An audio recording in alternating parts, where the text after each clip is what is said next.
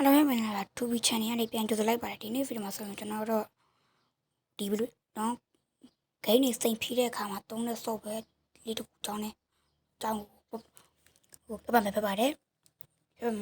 ကဲ install အနေနဲ့ Play Store လေးကိုဝင်ပါ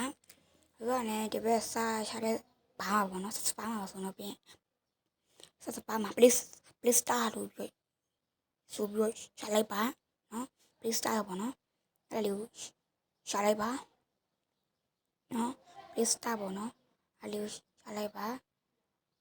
ဟုတ်ကဲ့ပါ S A ရော်တယ်တွေ့နော်အောက်ကဒီမှာတော့တွေးတာလေအဲ့လေးကိုsorry ဒီဘက်ကအဲ့လေးကိုတောင်းပြီးတော့အဲ့ဒါကိုစတင်ဝင်ပါမယ်ဟုတ်ကဲ့ပါအဲ့ဒါကိုစတင်ဝင်ပါမယ်ဟုတ်ကဲ့ပါ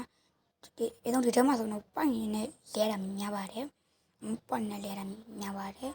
ကဲပါဒီတမ်းမိုးဒီထဲမှာလည်းရှားပါတယ်ပွန်လေးပေါ့နော်ဒီပေါ်တန်းဟာလေးလဲထဲမှာလည်းရှားပါတယ်အဲ့ဒါလေးရှားပါတယ်